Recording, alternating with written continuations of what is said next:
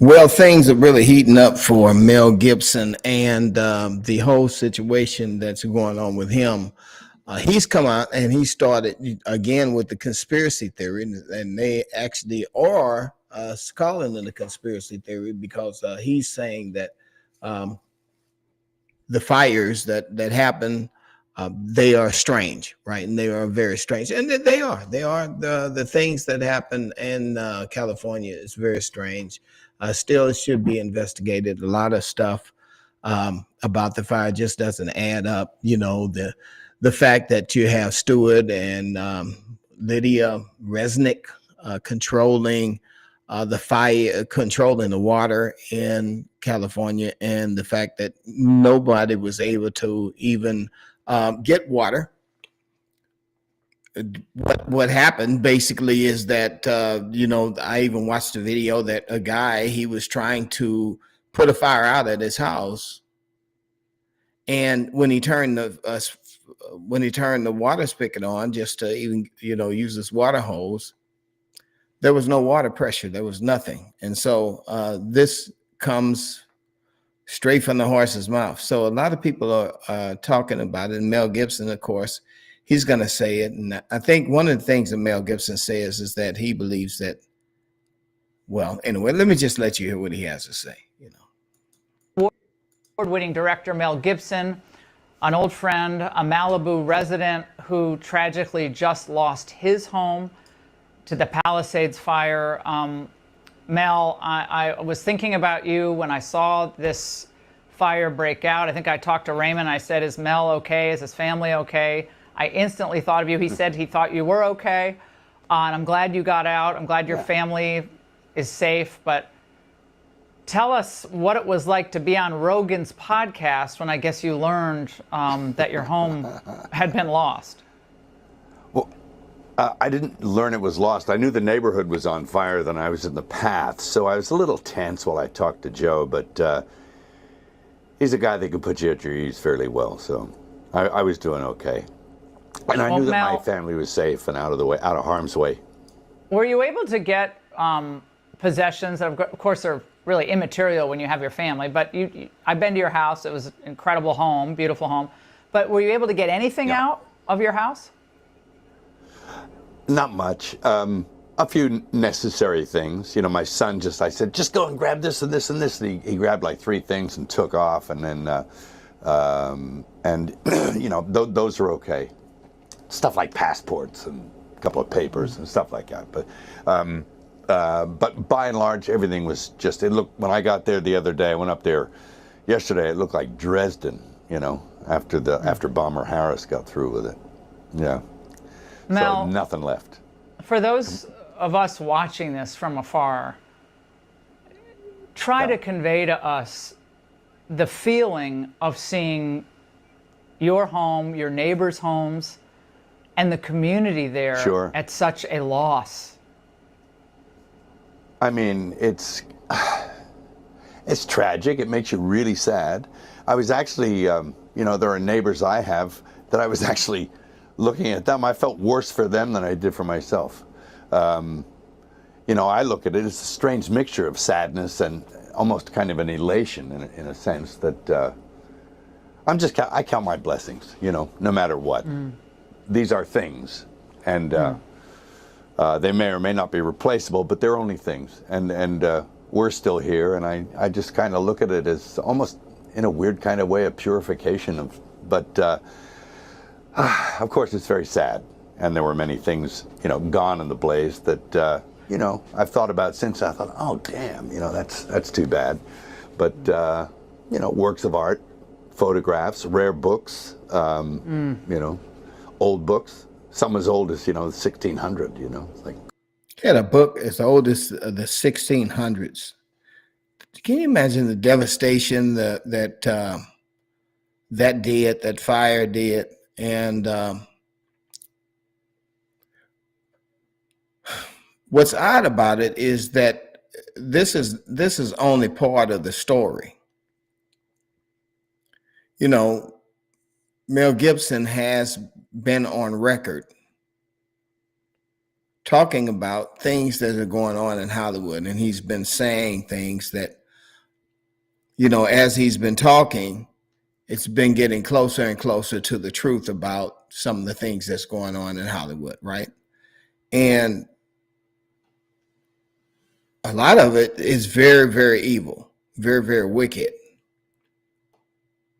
And so when Mel Gibson comes out and is targeted, his house is burned up, it's almost like he said, well, I feel an elation, like a purification, like a cleansing, like almost like he was trying to say there was a relief that he gets the chance to move somewhere else. And that's what he's going to say a little bit later. He's going to say he feels like that they're trying to clear the state out. They're trying to get everybody out of the state. Either way, let me let you hear how he says. Crazy. Irreplaceable. And irreplaceable stuff. Yeah. So it is what it is, I guess. It was only a month ago that the flames threatened us, 200 meters away on the other side. And of course the wind shifted and it came in and whipped and got us from the other direction. So it was an interesting. You've heard the. Go on. You've heard a lot of people say a lot of things about these fires. Obviously, the winds were horrific, but they were predicted. I know that last weekend, like Friday, Saturday, Sunday, they said this could be tragic with these winds if any fire starts. Sure. Do you believe in what you know so far? Anything could have happened like this? Yeah, well, one always suspects that this might happen, but one thinks that the resources, and the capabilities of the men and women will be on standby, that they'll be able to cope with any situation that comes up. But apparently, some people were asleep on the job, mainly our leaders there. But, that's something they have to live with. And but that's something the community has to live with. It's really sad. I mean, I have many friends that are, looking for a place to put a roof over their heads, and kids, and they're traumatized. Someone should answer for it, but we'll see. I think we know who the culprits are. In fact, my son he's a member of the volunteer fire brigade. He sort of interfaces between LA County Fire and people, and they assist them where they can during, before, and after the blaze. And apparently the residents in Corral Canyon caught an arsonist up there, and the guy was all tooled up with fire gear and equipment and stuff like that and ready to go, and he had been lighting fires, but they corralled the guy in Corral Canyon and gave him to the police. So yeah, apparently there are people actively going around looking for these conditions. Yeah, apparently, Mel, that individual was never charged. It's a very confusing set of facts, because apparently he was reportedly trying to light things on fire, but it's not the fires, I guess, that they. I mean, it all seems very bizarre. But they have not ruled out that arson could have started the first fire. Okay, so here's the thing. The guy was never charged, and they're saying, and Mel Gibson is saying all that he can say, because right now he's catching a lot of trouble for saying as much as he has said already. If you go on the internet, you're going to look up and see that CNN are calling Mel Gibson a conspiracy theorist. Yahoo, I think, News, I just pulled that up, and they were saying that Mel Gibson came up with a crazy idea that, the fires are deliberate, that they're pointing the finger at Mel Gibson and saying, hey, this guy is crazy. And so, but anyway, as we look at this, we can see that there's obviously something going on. Now, again, the person who's over the entire water department, the Department of Water, from what I understand, they make at least as much as about $700,000 a year. And I guess his water commissioner started cutting back on the water. Not only that, but a number of other key figures in that state have actually cut back on the water, and they continue to cut back on the fire department, where, from what I understand, they are at a deficit of firefighters. So they don't have enough firefighters because they have cut the budget so much that at least 80 firefighters, what I heard, from 65 to 85 firefighters, they need at least that many. Let's just go ahead and say they need at least 100 firefighters. So when they were getting calls, they were overwhelmed at the fact that they were getting so many calls. And you remember I posted a video just today about a gentleman whose house was not on fire, and he was running around the neighborhood trying to find somebody to help him to keep his house from catching on fire, because the house next door to him was ablaze. And to prevent his house from catching on fire, his wife ran down to the store to buy bottles of water in hopes that maybe she can get back and there'll be enough water to keep their house from actually catching on fire from the next house. So I don't know how that story ever came out, but it's a shame because every fire hydrant and all of the water pressure was gone. Every fire hydrant was completely gone. And who owns the water reserves, from what I understand, are two billionaires. Their names are Stuart and Lydia Resnick, multi-billionaires. And they use the water, of course, for Fiji Water and all sorts of other huge corporations that they own. And of course, you probably have guessed their ethnic background, that, they are possibly people originally from Israel. I don't know. But I'm just saying, it's amazing what's going on. Let's listen to what Mel has to say. There's obviously still investigating this, and at the same time, Mel, there are numerous complaints, as you alluded to, that the fire hydrants did not have water or water pressure, and the LA fire chief herself reacted. Watch this. My stance on this is, when a firefighter comes up to a hydrant, we expect there's going to be water. We don't control the water supply. Our firefighters are there to protect lives and property and to make sure that we're properly trained and equipped. That's my position on this. So if there's no water, I don't know how the water gets to the hydrants. Mel, reaction to that? Well, I know they were messing with the water, letting reserves go for one reason or another. They've been doing that a while. California has a lot of problems that sort of baffle the mind as far as why they do things. And then in the events like this, you sort of look, oh, is it on purpose? Which, it's an insane thing to think. Okay, so you're right. Okay, so it is very insane, and that's what they're calling them, insane, because obviously it is insane when you think about that. What is going on, that they have no water to put fires out, and they live in a state like California. What could be possibly the reason for that? And again, let's go back to the woman.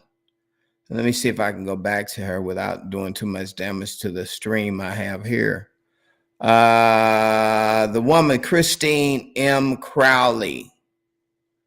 Now, she was hired I believe in 2022. 2022, I'm thinking.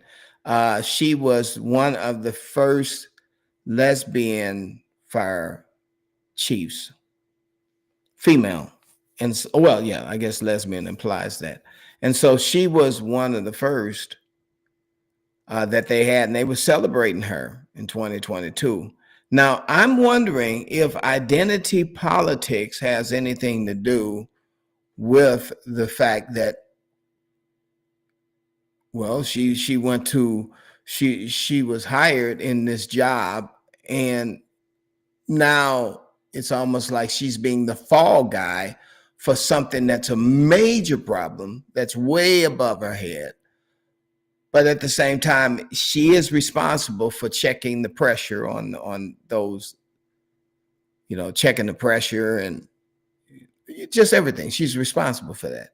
So I wonder if again, identity politics put her in a position, then we can say that this person wasn't ever qualified because we only hired her because of her sexual orientation, which sounds ridiculous. Why would you even hire anybody based upon sexual orientation? But it really should be the most qualified person getting the job, right? And that's what should happen.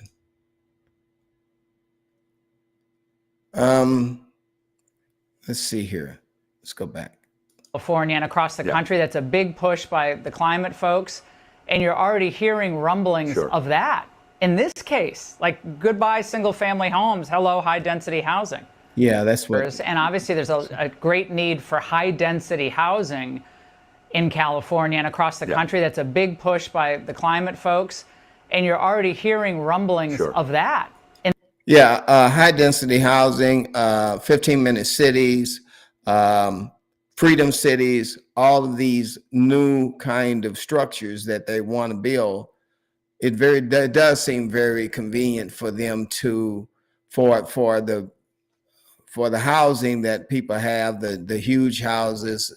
Mel Gibson obviously lived in a very big house because I counted at least 2 air conditioners, but from what I heard he had 4 air conditioners on that house. So that house was obviously very, very huge. But I'm sure Mel Gibson has other houses, or I'm just guessing. But I'm sure he has other options. That's why he was able to say comfortably, I felt sorry for my neighbors. And, I could be wrong. But that's what we're looking at, again, seems to be pushing us in the direction of no one is going to be living in the green areas of California out. No one's going to be living out away from the city. That there, it seems to be they want everyone in these high density places. And who knows for what, In this case, like goodbye single family homes, hello high density housing. Yeah. It's pretty scary, and it'll take decades to do that too. It's like even if it if it's a good idea, which I don't know if it is, but reminds me of the old cattle barons clearing people off the land, But I don't know. I can make all kinds of horrible theories up in my head, conspiracy theories and everything else, but it just seemed a little convenient that there was no water, and and that the wind conditions were right, and that there are people ready and willing and able to start fires. And are they commissioned to do so, or are they just acting on their own volition? I don't know. But they seem pretty well equipped, some of these people that they're catching.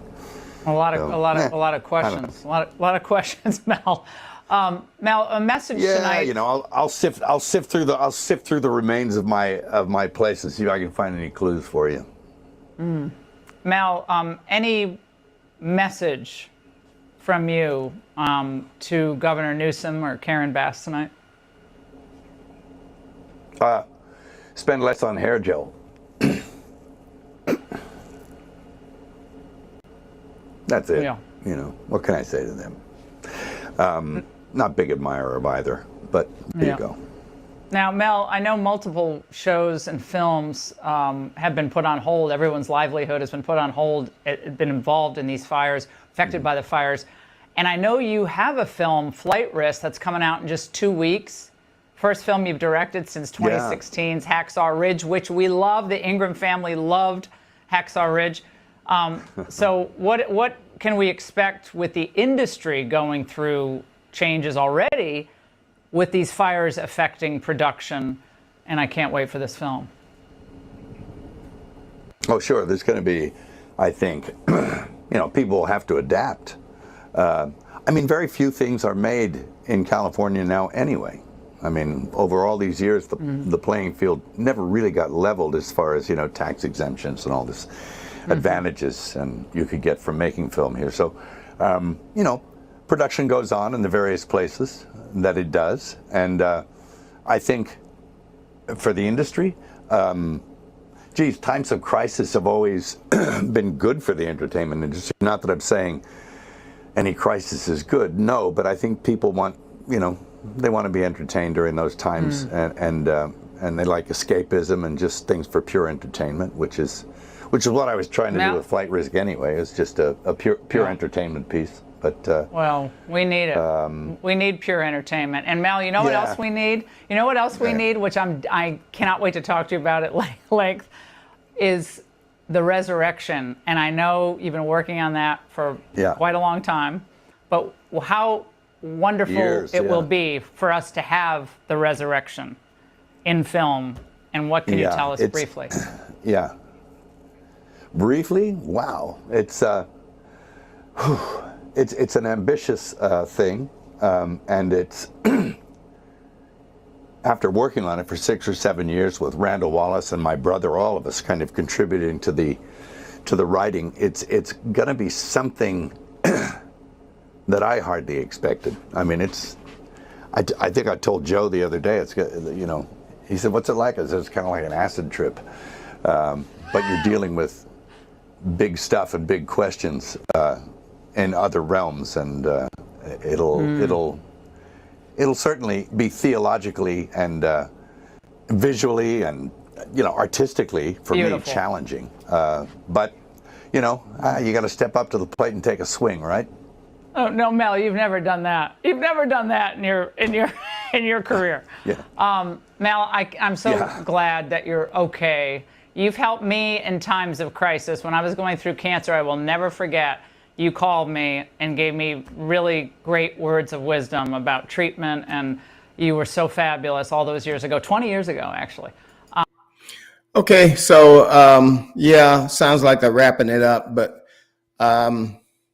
we do need a resurrection. We need the Lord Jesus to return, right? And we need a visitation. He's already been resurrected, and I don't know how Mel Gibson is going to produce this movie, being from California. California now is, like he said, it's old, it's shifting, things are changing, but people are still looking for entertainment, but they're getting it from other places because obviously California is going to be empty soon, and who knows what the future is going to be. I kind of took what he said seriously when Mel Gibson actually made the statement that it may take years for them to actually reshape this whole thing, this whole society, and bring us into this Hunger Game kind of scenario where everyone are in these regions and they're not allowed to go into the forest and hunt, fish, or survive on their own. And that seems to be where they are taking this future that, they would hope to. Hopefully that would never happen. And maybe I'm just talking off the top of my head and really, I don't know. So you guys give me your opinion. Let me know what you think. Hey, I hope this has been something valuable to you. And if it has, go ahead and visit my links, and I'll talk to you a little bit later. God bless.